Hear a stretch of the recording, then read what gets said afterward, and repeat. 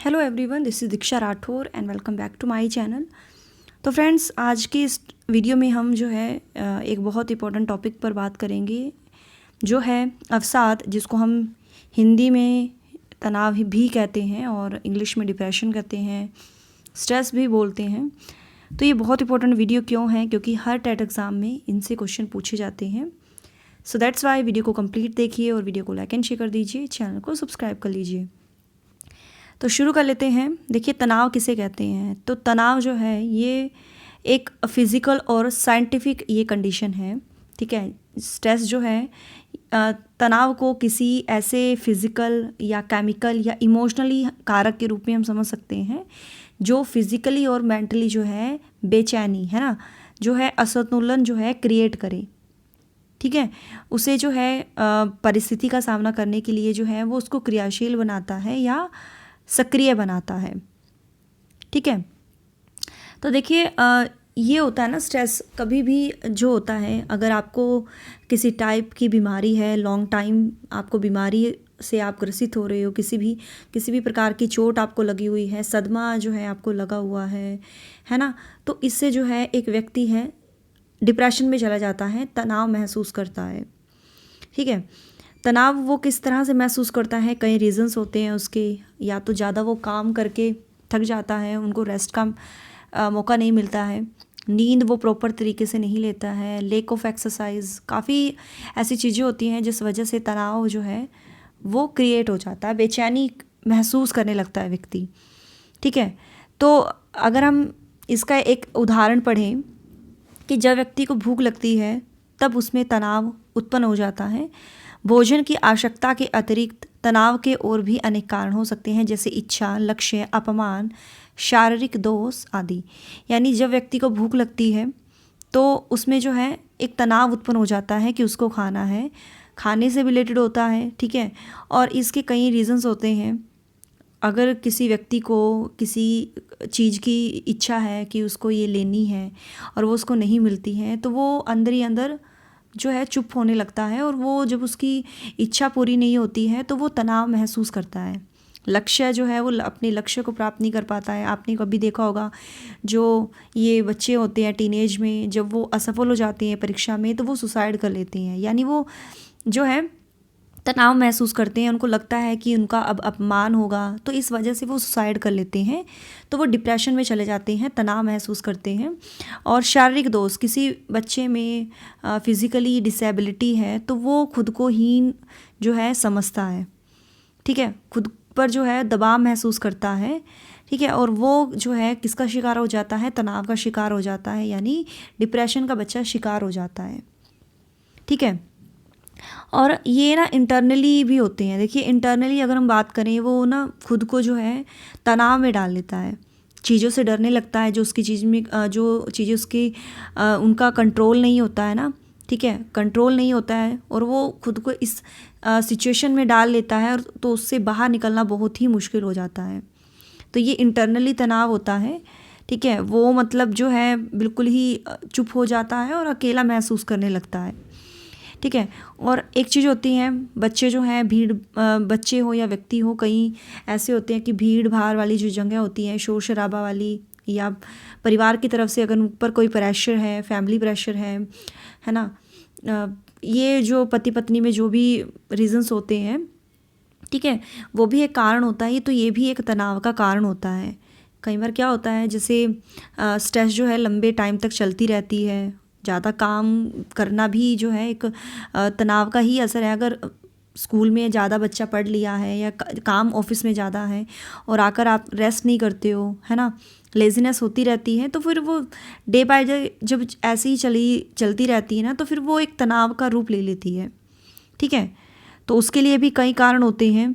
और फिर क्या करते हैं लोग, आपको पता है, जैसे मोटापे का शिकार हो जाते हैं, ठीक है, उनको मोटापा जो है उनको लगता है कि कम होना चाहिए, फिर वो क्या करते हैं, दवाइयाँ लेना शुरू कर देती हैं। वो एक ड्रग्स का काम करती हैं, ड्रग्स ले लेकर उनकी आदत ऐसी हो जाती है, वो अंदर ही अंदर जो है तनाव महसूस करने लगते हैं। लाइफस्टाइल उनका सही नहीं होता है, व्यायाम वो करते नहीं हैं, और फिर वो जो है मतलब कॉफ़ी पीना, जैसे रात को नींद नहीं आती है ना, तो फिर वो कॉफ़ी पी लेते हैं। कॉफ़ी में पता है कि जो है एक ड्रग्स होता है, ठीक है। कॉफ़ी जो है आपको पता है ना कैफ़ीन होता है कॉफ़ी में, तो इससे क्या होता है ना, मतलब वो आपके जो है, जो आपकी बॉडी है उस पर असर डालती है, ठीक है। तो ये काफ़ी रीज़न्स होते हैं, तो इससे जो है हमें बचना चाहिए, ये बहुत ही जो है जानलेवा चीज़ें होती हैं। तो आगे अगर हम बात करें, ये 2 टाइप्स की होती हैं विधियाँ, तनाव को कम करने की 2 टाइप्स की विधियाँ होती हैं। तो सबसे पहले हम बात करेंगे इसकी परिभाषा के बारे में। गेट्स व अन्य, तो तनाव जो है, इन्होंने ये डेफिनेशन दी है, तनाव जो है असंतुलन की दशा है जो प्राणी को अपनी उत्तेजित दशा का अंत करने के लिए कोई कार्य करने के लिए प्रेरित करती है, ठीक है। तो ये डेफिनेशन दी है गेट्स व अन्य ने। और ड्रेवर का अर्थ है संतुलन के नष्ट होने की सामान्य भावना और परिस्थिति के किसी अत्यधिक संकटपूर्ण कारक का सामना करने के लिए व्यवहार में परिवर्तन करने की जो तत्परता है वो कहलाता है तनाव, ठीक है। ये डेफिनेशन दी है ड्रेवर ने, ठीक है डियर। आगे बढ़ते हैं। ये जो विधियां हैं तनाव कम करने की, एक होती है डायरेक्ट और एक होती है इनडायरेक्ट। तो सबसे पहले हम बात करेंगे डायरेक्ट मेथड जो होते हैं, बाधा का निवारण या विनाश। तो इस विधि में क्या होता है ना, व्यक्ति जो है उस बाधा, जो भी उसके आगे बाधा आ रही है उसका वो जो है विनाश करता है, यानी उसको ख़त्म ही कर देता है, जो उससे उसके उद्देश्य को प्राप्त करने के लिए जो है वो बाधा उत्पन्न करती है। जो भी चीज़ है जो उसके लक्ष्य को प्राप्त नहीं करने दे रही है, तो वो उसका निवारण वो कर देती है, ठीक है। ये होती है प्रत्यक्ष विधि, यानी स्ट्रेस को दूर करने के लिए जो आपसे रिलेटेड होती है आप उसको ही अलग कर दो, या फिर उसके लिए जो है अन्य उपायों की खोज करना। जब इंसान जो है बाधा का निवारण कर लेता है या बाधा का निवारण नहीं कर पाता है, तो वो अपने गोल को अचीव करने के लिए वो अन्य आइडियाज़ की वो खोज करता है, ठीक है। अन्य आइडियाज़ की खोज करता है, और जब व्यक्ति उन आइडियाज़ को जो है अपने मौलिक लक्ष्यों को जो है प्राप्त करने में भी सफल नहीं होता है, तो वो क्या करता है, किसी दूसरे गोल का जो है वो निर्माण करता है। यानी एक टीचर है, या आप एक व्यक्ति लगा लो, चलो ठीक है, व्यक्ति है, उसको यूपीएससी का एग्ज़ाम देना है, ठीक है। यूपीएससी का वो एग्ज़ाम दे रहा है बट वो क्लियर नहीं हो रहा है, तो फिर वो अपने गोल को जो है वो चेंज कर लेता है, यानी गोल अदर किसी गोल का वो निर्माण कर लेता है। जैसे यूपीएससी नहीं हो रहा है, वो किसी रीज़न से वो रह गया है, तो वो एसएससी की प्रिपरेशन करे, एसएससी की प्रिपरेशन करे, ठीक है। तो वो अपने उस लक्ष्य को हटाकर जो है वहाँ से निकल सकता है। ऐसा नहीं है कि अब उसी के चक्कर में पड़े रहो, है ना। या एक व्यक्ति है गवर्नमेंट जॉब की तैयारी कर रहा है, टीचिंग गवर्नमेंट एग्ज़ाम की, और टीचिंग जो है उसको मिल नहीं रही है, तो ऐसा नहीं है कि वो स्ट्रेस महसूस करेगा, उससे हटकर वो प्राइवेट स्कूल में अप्लाई कर सकता है। तो ये चीज़ें होती हैं, ठीक है। व्याख्या व निर्णय, यह जब व्यक्ति के समक्ष 2 समान रूप से जो है मतलब चीज़ें होती हैं, ठीक है, 2 चीज़ें होती हैं, सेम होती हैं, तो उसमें क्या होता है, उसको ये चाहिए कि भाई मतलब उसमें से उसके लिए कौन सा सही है ना। प्रीवियस एक्सपीरियंस के बेस पर उस पर जो है विचार करता है, और उसमें से एक का वो चुनाव करने का जो है वो निर्णय करता है कि मैं ये काम करूँगा। कि जैसे यूपीएससी है और एसएससी है, कि अगर मेरा वो क्लियर नहीं हो रहा है यूपीएससी, तो मैं एसएससी पर फोकस करूँगा। गवर्नमेंट जॉब पर मेरी गवर्नमेंट जॉब के लिए जो है वैकेंसीज नहीं निकल रही है, तो मैं प्राइवेट जॉब के लिए अप्लाई करूँगा। तो मतलब जो है निर्णय जो है फिर निर्णय करता है, उनमें से एक का चुनाव करके जो है व्यक्ति निर्णय करता है अंत में।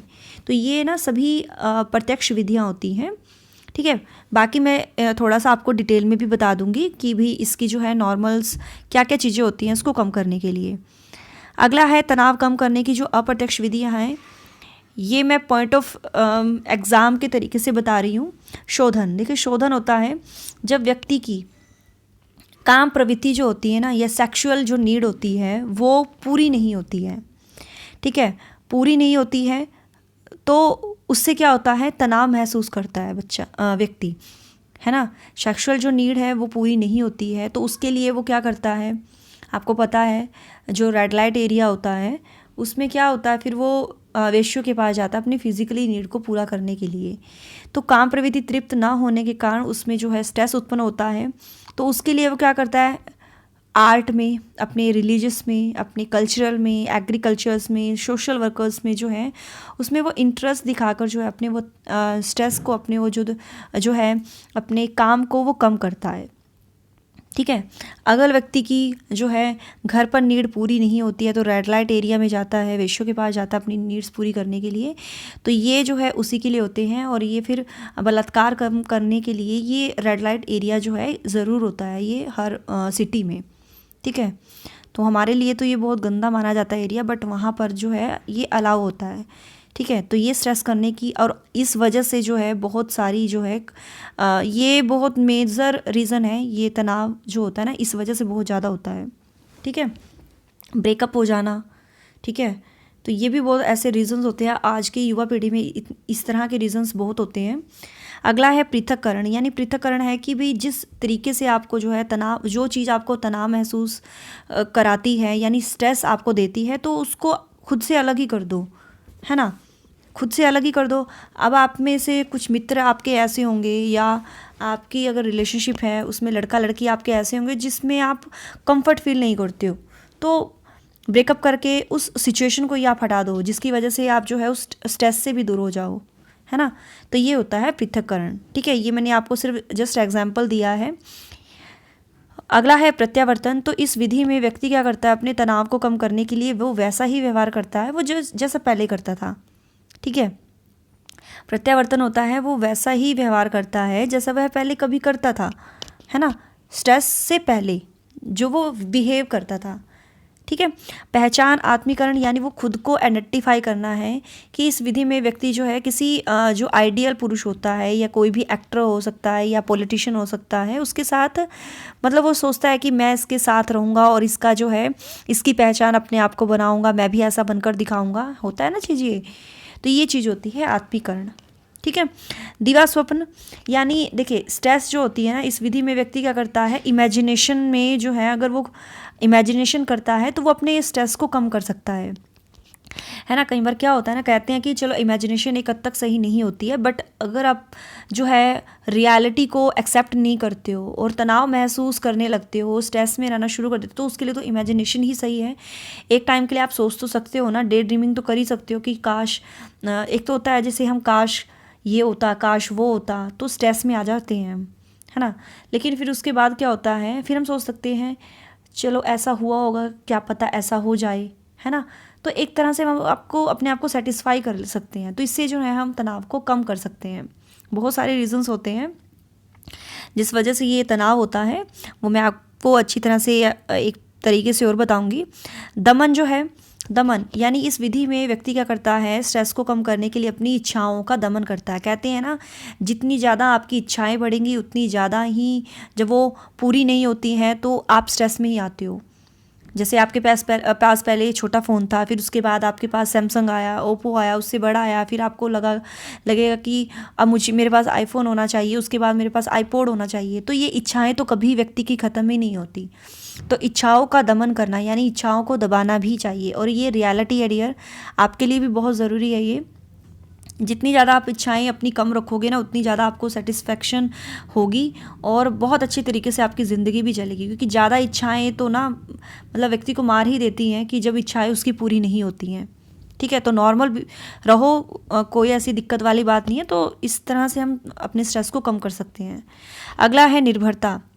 तो देखिए इस विधि में व्यक्ति क्या करता है, एक दूसरे पर निर्भर होकर जो है अपने जीवन का उत्तरदायित्व जो है, अपनी रिस्पॉन्सिबिलिटी जो है उसको सौंप देता है ना, कि हाफ ऑफ काम डिवाइड कर लेते हैं। एक होता है ना कि हस्बैंड वाइफ में जैसे हस्बैंड ही सोचते हैं कि भी हस्बैंड ही काम करेगा बाहर जाके, है ना, कमाएगा कुछ भी, लेकिन वो जब रिस्पॉन्सिबिलिटी जो है वो अपनी वाइफ को दे देता है तो दोनों मिलकर घर चलाते हैं ना, वो भी बाहर काम करती है। तो इस तरह से जो स्ट्रेस है वो कम की जा सकती है ना। कोई भी अगर प्रॉब्लम होती है तो अगर हम एक दूसरे के साथ शेयर कर लेते हैं तो इससे भी तनाव जो है वो कम हो जाता है।